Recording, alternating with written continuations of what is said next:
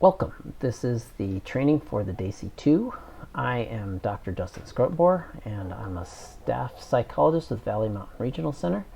My intention was to do this face-to-face, but given our current circumstances, this is being done remotely. I also want to make a note that a lot of the information presented in this video was done by Holly Ford, and she is referenced at the end of this assessment or at the end of this video. Although I've adapted a lot of this material is hers, so I just wanted to give her that acknowledgement. I've laid out some expectations for the DAYC 2 training. The first thing we're going to do is watch the video on the DAYC 2 training. The second thing is I'm going to have you complete a DAYC 2 handout and then submit it to jskrotenboer@vmrc.net. Once the handout is submitted, you'll be registered for a follow-up Zoom session.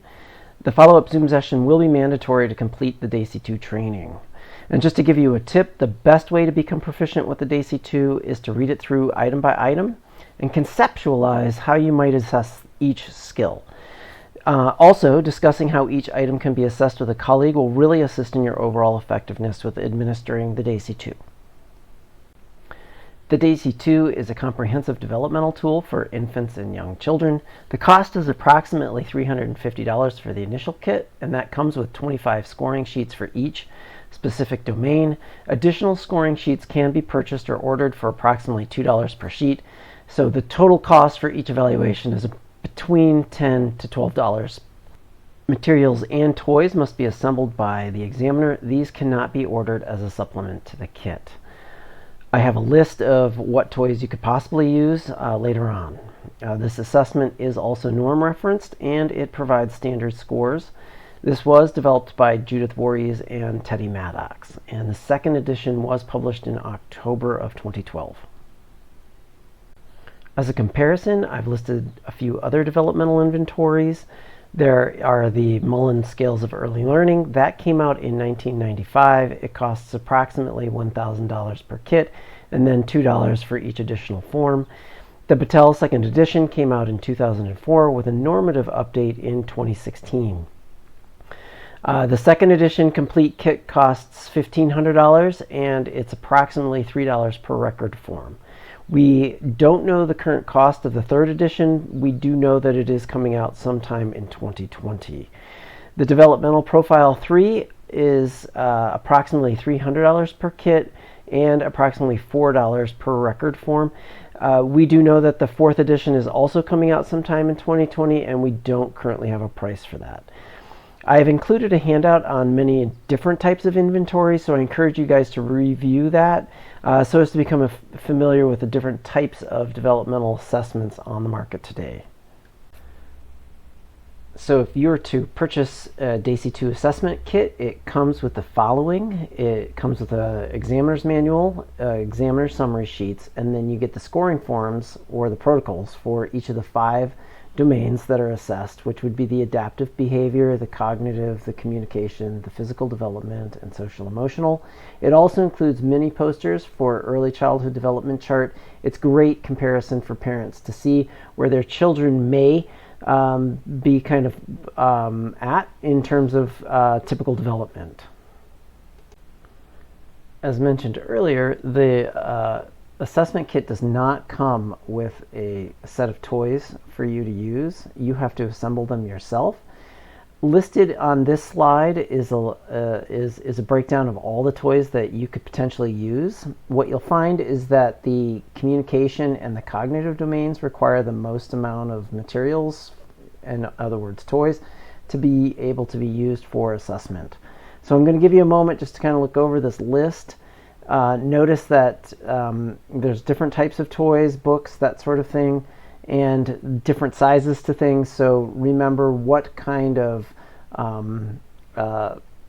age group you're doing for your assessment, and know the kinds of toys that you'll need to use. In the handouts for this particular training, I've also included a list of the toys that you'll need for this assessment.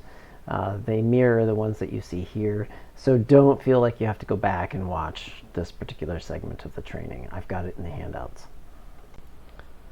So as mentioned before, there are 5 developmental domains for the DAYC-2. They include the cognitive, the social emotional, the adaptive behavior, the communication, and the physical development.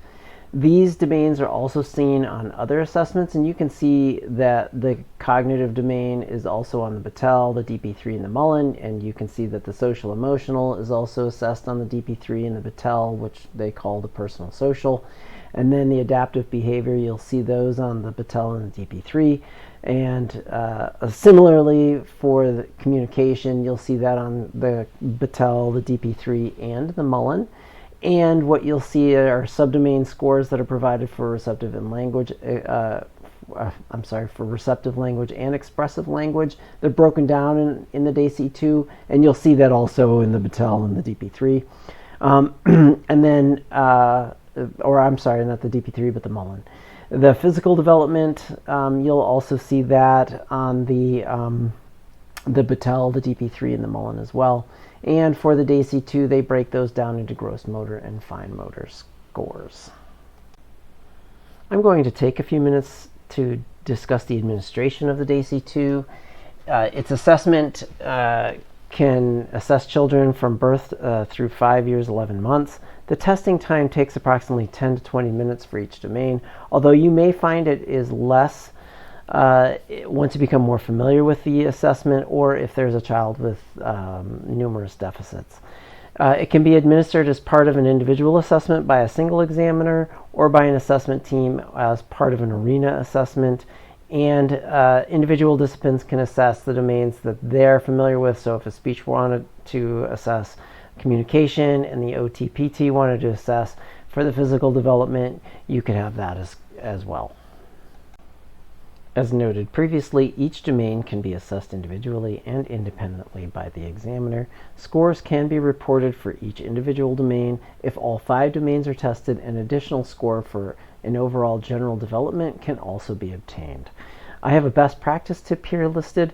It's recommended all 5 domains are assessed, as delays in one area of development may have impacted development in another area of development. It's always better to assess and determine there is no delay than to assume the child has no delays in a specific domain that was not the primary area of concern. The design of the DAYC-2 allows for multiple ways for examiners to obtain information during their assessment. They can get it through direct assessment, such as "can you tell me your name?" or observation of the child in the natural environment, and with interview of parents, caregivers, and teachers. And this is particularly important if conducting remotely. As there are no specific requirements for any items to be completed by direct assessment, if a child does not get credit on an item during direct assessment, credit can be given at a later time in the assessment process if the child is observed demonstrating the skill during another activity. So for example, if the child does not stack 8 blocks on request for the examiner, but is later observed to stack 10 blocks in the play center, or the teacher reports that the child is consistently able to stack 8 to 10 blocks as part of the preschool activities, then the examiner should go back and give credit for the test item. The DAYC-2 is flexible in this way, so that if you aren't seeing a skill done in one section and it is being reported or done in another section, you can go back and give credit for it. When scoring the DAYC-2, you're going to want to identify the child's chronological age. And this is so that you can obtain the most accurate results. And so you're going to determine the child's age to the months, and this is necessary for scoring the assessment and for establishing a starting point for administering the DAYC-2. This can be calculated by hand or by using an online application, such as the one just noted below.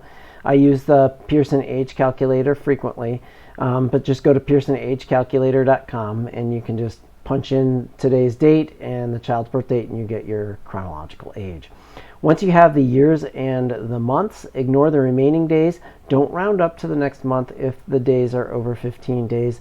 Also, don't adjust for age prematurity. So if a child was born prematurely, you're going to use their chronological age, not the premature age.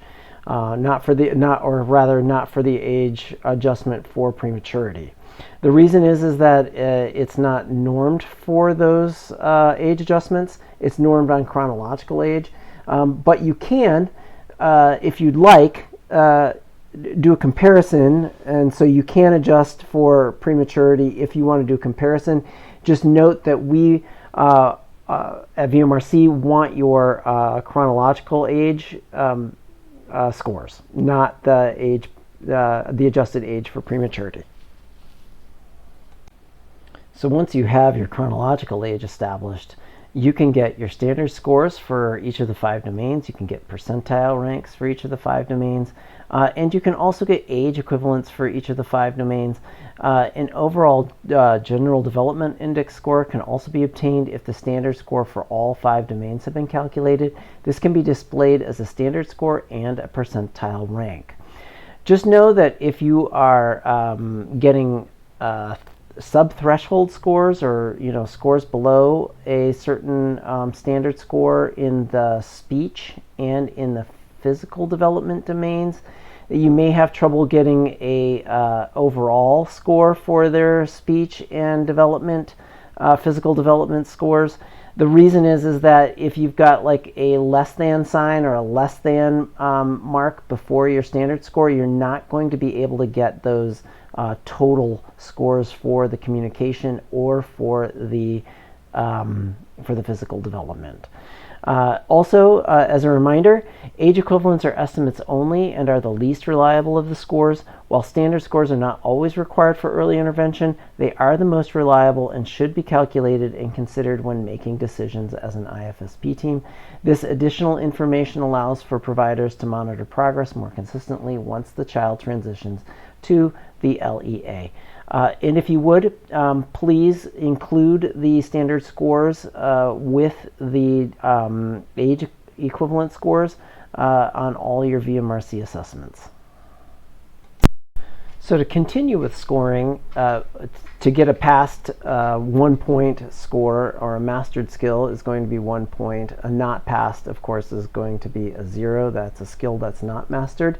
There's no credit given for an emerging skill. If skills are still emerging but not mastered, the item should be marked as 0. And a notation made that the child has emerging skills or partial skills in this area. The goal is to determine if an ability is sufficiently mastered so that continued instruction on this skill level is not necessary. If a student still requires additional work on this skill, it is not mastered. If a child can only do a skill with one person in one location and with one set of materials, consider not marking this skill as mastered if the team feels the child will require significant instruction on the specific skill to generalize that skill to other settings, materials, and or other people.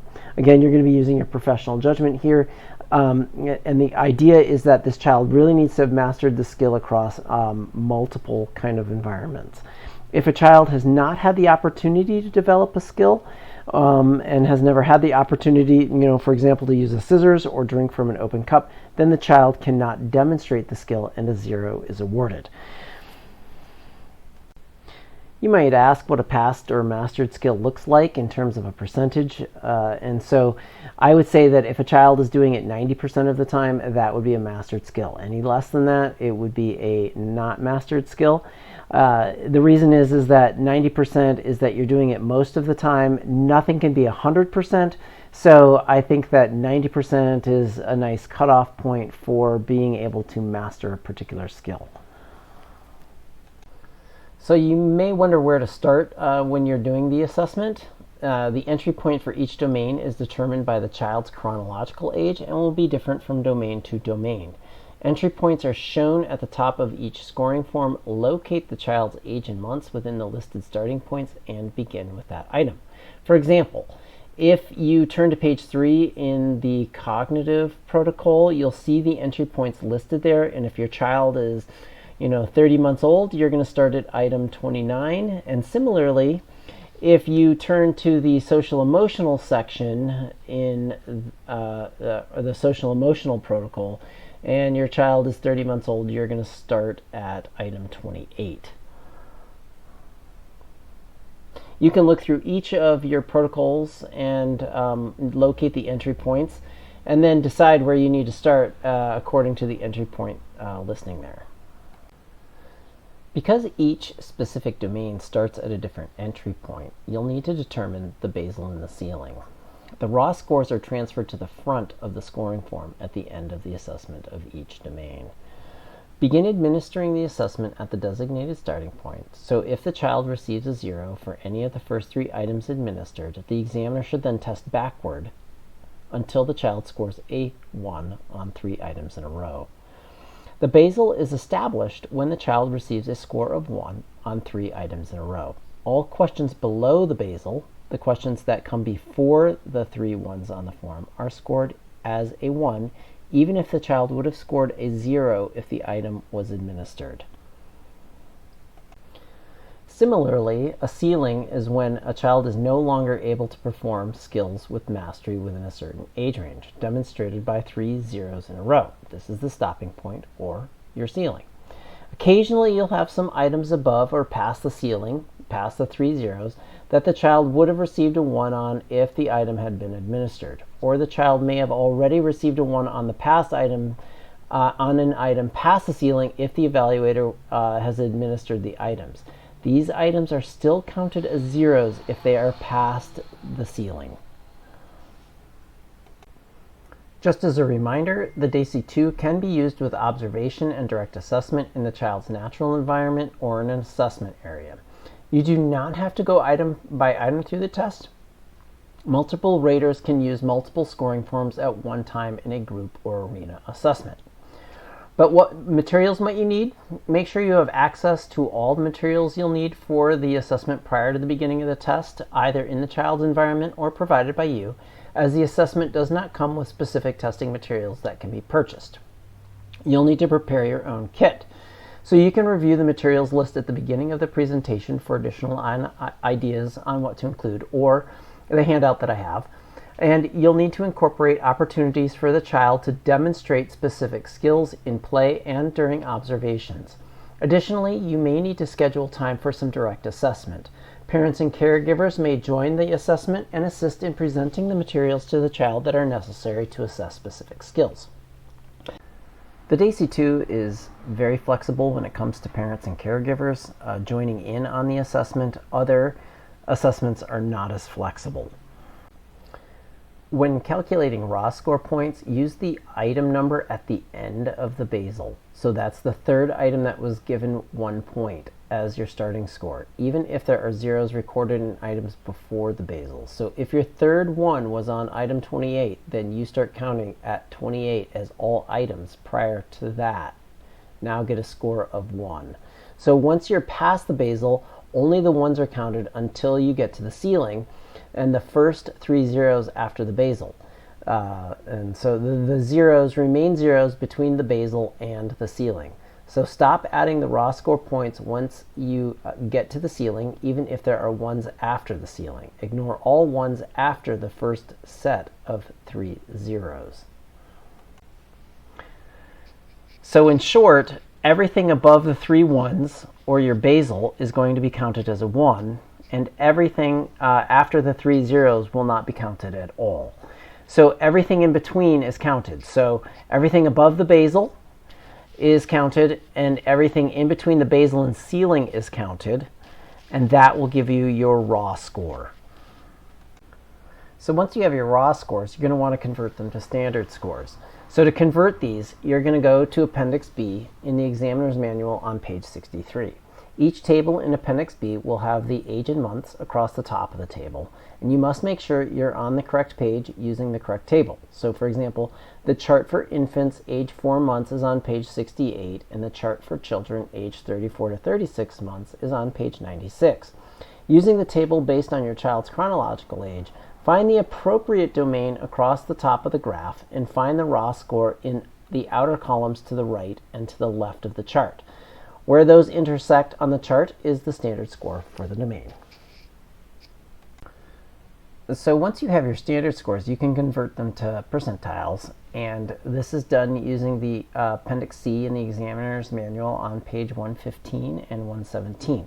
So you're going to locate the standard score for each domain in the column labeled standard score, and to the right of the standard score is the column for the percentile rank. The same chart is used for all domains. I wanted to take a moment to discuss the DAYC2 and the use of other instruments. There's a good correlation of scores between the DAYC2 cognitive domain and the cognitive portion of the Bailey-4. What I found in using both instruments, and I've done it side by side, doing the Bailey-4 and the DAYC2 at the same time, is that their scores are pretty close together. Typically the DAYC2 and the Bailey-4 are like within 5 to 6 points of one another. So I feel like there's a good kind of correlation between the two instruments. I want to note that their scores are probably lower than what you'd get on other strictly non-verbal cognitive assessments, because the Bailey-4 and the DAYC2 are both including receptive vocabulary or receptive language items in these domains, in these portions. So what I think is that they're going to look more like their full-scale IQ later on down the road. So it'll be closer to that. The Bailey-4 cognitive portion and the DAYC2 cognitive sections are not strictly nonverbal. They include some receptive language pieces, and that's going to be very important for you guys to kind of know that moving forward, because they're assessing some memory issues, and that requires some language as well. And both of these particular instruments do the same thing. Also, I want to make a note that high MCHAT scores should reflect very low social emotional scores on the DAYC2. I have had some issues with divergent scores between the MCHAT and social emotional domain of the DAYC2. So for instance, I'm seeing high MCHAT scores with reasonable social emotional scores of the DAYC2. And what I mean by reasonable is that they are like below average. So that means their standard scores are like in the 80s. So I've seen high MCHAT scores, like, 12 and above, with like below average social emotional scores. Those things shouldn't really be happening. There should be a good kind of convergence with the MCHAT and the social emotional domain. So the higher the MCHAT, the lower the social emotional score should be. And even reasonably high functioning ASD individuals should have social emotional scores that are below a standard score of 80. So I just kind of want to make a note of that, and it's something that I'll be watching kind of as time goes on. The MCHATs and the social emotional scores should really kind of reflect each other. And one thing to note is that the MCHAT and the social emotional domain of the DAYC2 have a lot of items that overlap. So these scores should really be reflective of one another. So we're going to spend some time going through each one of these domains. The first one is the cognitive domain, and most of the items are appropriate to administer using observation and direct assessment. This domain requires the use of toys and materials, and you can reference that list at the beginning of the video or with the handout that I provided. And it may be helpful to spend some time in free play and developing a rapport with the child prior to using direct assessment for these items. Now, with that said, I want to kind of make a note about remote testing. So I want you to be, if you're doing remote testing, I want you to go through the the specific sections which based on the child's age, and then determine what kinds of toys and materials you may need, and let the parents know what you're going to need. And when you're beginning to kind of do the assessment, again, it may be helpful to spend some time via video conferencing or through like FaceTime, Skype, that kind of thing, to develop a rapport with the kid. And so that's going to be really helpful for you as you really kind of need to kind of have one, the material set aside, and two, the kind of cooperation with the child. You may also be relying a lot on parent report for your remote assessments, and so I just want you to note that there may be some discrepancies about what you're seeing versus what the parents are reporting. Just kind of keep that in the back of your mind, and if you're seeing a lot of those, be sure to question the parents a little bit more and ask for specific examples. With that, I want you to read through each item on this domain. Then on the handout, write down any questions you have about any of the items for this section. So the adaptive domain goes over things that the child can do for himself. So I listed some sample items here, such as being able to purposefully pull off his own socks, drink from an open cup, or a glass held by an adult, not a sippy cup. He can open doors by using a handle or a knob, and then or could sit on a toilet for at least a minute unsupervised. So those are some of the things that, some of the items that I have listed from the adaptive domain. There's going to be a pile of other ones, but there's a good question here. What if the child cannot reach any door handles or knobs within his natural environment of home and school? Should you hold him up to see if he can turn the handle? And so my answer is, consider that this is a question about adaptive skills and not motor skills, such as turning an object. If the child can't turn the door handles to enter and leave rooms independently, or cannot use a stool independently to reach the knob and open the door, then I would score a 0. Again, take a moment to read through each item on this domain, and you can always pause this particular video. Then on the handout, write down any questions you have about any of the items you have for this section. And also, as a reminder, scoring a 1 or a 0, remember they have to demonstrate mastery of the skill, which would be approximately 90% or more of the time independently. That's really important for the adaptive domain. A lot of parents tend to overestimate their kids' skills, and so be sure that you're saying, hey, is this happening more than 90% of the time, and are they doing this independently without having to be told or prompted in some way? It may not seem like an important domain, but the social emotional domain is particularly important with kids who are suspected to have ASD.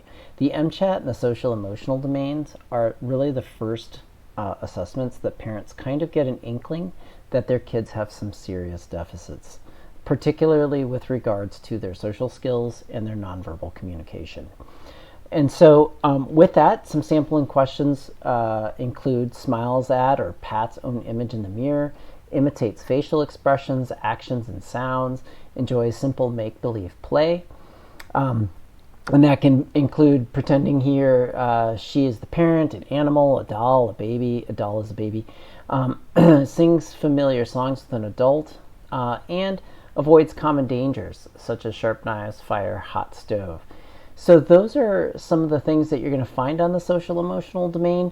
Again, this is particularly a sensitive domain because it's really the first place that parents start to see, oh, some things are not going as well as I thought they were, or parents may have some additional questions, so be ready for those. In regards to kids that are showing some deficits here, this can include not only autism, but kids that are showing some early signs of ADHD. I know I discussed this before, but I kind of want to re-mention it. So many of the items assessed on this domain are also assessed on the MCHAT, and there should be a congruency between the scores. So high MCHAT scores should reflect low social emotional scores. Remind parents that mastery is the criteria for scoring, not do it sometimes or intermittently do it. Mastery is independently doing it more than 90% of the time. So for instance, you might get an item that says, can your kid, wave goodbye? And that's not you telling him to wave goodbye, that's him doing it independently 90% of the time. And so it's that kind of criteria that you're going to be, specifically asking parents, is that what he's doing, and is he doing it 90% of the time? A lot of kids with ASD can do the skill, but they're not doing it consistently, and they're not doing it at a level where they're independently doing it 90% of the time. So be sure that you're checking in with parents about the amount of the skill being performed and how often they're doing it and under what circumstances. Another one would be eye contact. Another one would be smiling at you or imitating your facial expressions, that kind of thing. If they're having to remind the kid to do those things, it's scored as a 0. So be sure that you're getting very clear, concrete answers about how frequently they're doing it and under what circumstances. So again, read through each item on this domain. You can pause the video if you need to. Then on the handout, write down any questions you have about any of the items for this section. So the communication domain is broken into two sections. One, the receptive language, and second, the expressive language. These are then calculated into a total communication score using the chart in Appendix D of the examiner's manual on page 121. I want to make a note. Many ASD children or children with language disorders are going to have scores that aren't very measurable. So that means that they might have a less than sign in front of their standard score. Just know that if there's either a less than score for the receptive and the expressive language, you're not going to be able to get a total communication score. So it's just the way this works. You're just going to have a two scores then, one for receptive and one for expressive language. This domain uses objects and pictures as part of the administration, and many pictures and objects can be used for a variety of questions. So for example, the same pictures used for identification can also be used for what questions. To make a quick note here, low scores on this domain should also be congruent with other speech assessments, such as the PLS-5 and verbal portions of intellectual tests, such as the WIPC-4 or the WISC-5. The Bailey-4 and the cognitive portion of the DAYC-2 also include a few receptive language items. This is probably pushing down scores for kids with language disorders and ASD. We suspect that this will look more like their full-scale IQ and not in any way a measure of their strictly nonverbal intelligence. This is just kind of the way these tests are being constructed at this point. These receptive language items are a bit more complex than we've seen in other tests with strictly nonverbal assessment only. With that, you can pause this section and then read through each item on this domain. Then on the handout, write down any questions you have about any of the items for this section. And the last domain is the physical development domain. You're going to want to make sure you have some materials with you or access to them, such as a ball, playground equipment, stairs, that sort of thing. If you're conducting this assessment remotely, this is probably the easiest of them to get a good sense of what the kid can do, because you'll see this kid kind of moving around, climbing on things, hopefully. And so you can kind of let the parents know ahead of time what you're going to need or what you're going to need for this assessment, and they can demonstrate some of these skills. A lot of kids with ASD tend to do really well here. They seem to have good physical development, so that's a plus. One thing to note is that initial scores will be calculated in the subdomains of gross motor and fine motor. Again, this is similar to the communication domain, where it breaks down into receptive and expressive language. So these are then calculated into a total physical development score using the chart in Appendix D of the examiner's manual on page 121. It's the same one for the communication domain, so don't be confused. They use the same scores. So read through each item on this domain, and you can pause the video if you need to. Then on the handout, write down any questions you have about any of the items for this section. So that is, in a quick kind of nutshell, an overview of the DAYC-2. So you might be asking what's next. So I'll need you to complete the handout. And then on the handout, please write down any questions you may have. So I'll have specific questions on the handout for you to answer, and then on a separate page, I'll have a section for you to write down any of those questions you may have had for any portion of this particular assessment. Submit the handout with questions to me at jskrotenboer@vmrc.net. And after that, you'll be scheduled for a follow-up Zoom session where your questions will be reviewed along with any other comments or concerns you may have. I'll hold several of these so you can choose which one to attend. And then the follow-up Zoom session is expected to take approximately an hour to an hour and a half. I want to leave open as much time for you guys as necessary to kind of go through this assessment and any other questions you may have. I'll also have the protocols available, the handouts available. So if you need them at that time, I can always shoot them to you.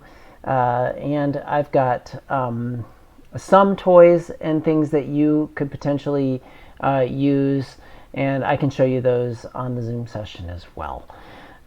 So with that, I hope you enjoyed this short video of the DAYC 2. I know that it's not the most ideal circumstance to have to do this training. I prefer the face-to-face stuff, and I prefer being able to go through each slide and answer questions at the time of the slide. But again, this is where we're at. So this is why I'm having you write down your questions for each domain and any other questions you may have had throughout the assessment. So feel free to watch this as many times as you want, and if you didn't catch something, you can always kind of review it again.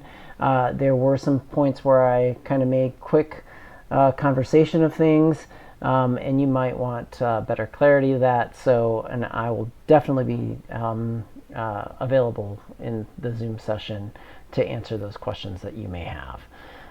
With that, again, I hope you enjoyed this, and I'll talk to you soon. Bye.